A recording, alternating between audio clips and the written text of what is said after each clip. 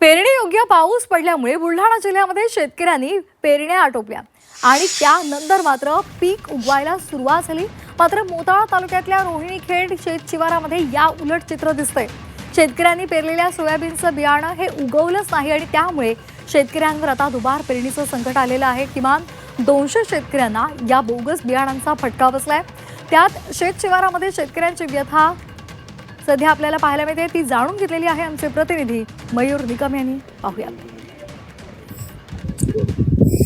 एका दाण्याचे 1000 दाणे करणारा शेतकरी आज त्रस्त झालाय, कारण की ही सोयाबीन आहे ना, ही फक्त 10% उगून आलेली आहे आणि याच शेतामध्ये जे मधले तास तुरीचे होते ते दूरपर्यंत तुम्हाला सरळ दिसतील, ती तूर आहे। तूर व्यवस्थित उगवून आलेली आहे, पण सोयाबीनचं बियाणं उगवून आलेलंच नाही।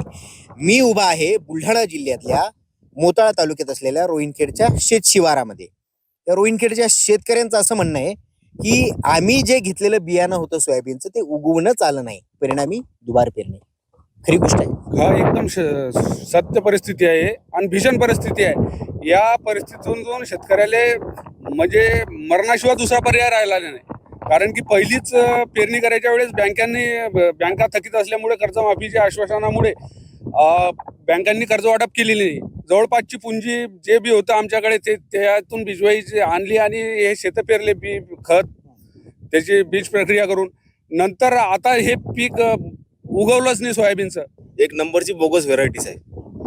आमच्या शेतामध्ये 7 एकर आम्ही बुस्टर कंपनीचं 1135 लावलं, त्याच्यामधलं 10-20% फक्त। हे कधी पेरलंय तुम्ही, किती दिवसापूर्वी? हे आता 10-12 दिवस झालेले।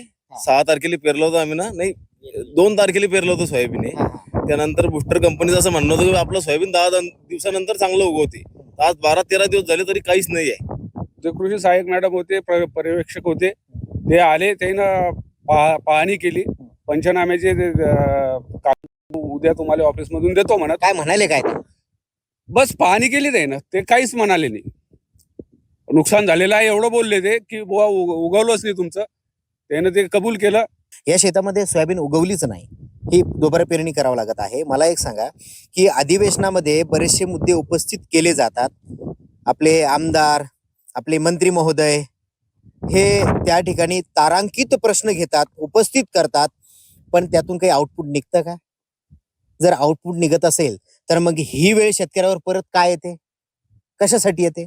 दरवर्षी बोगस बियाणं, डुप्लिकेट खतं याचा काळा बाजार चालतो आणि हे वारंवार याच्या बातम्या होऊनही प्रशासनाला याची मात्र दखल घ्यावीशी वाटत नाही आणि लोकप्रतिनिधींना याचं काही घेणं देणंच नाही।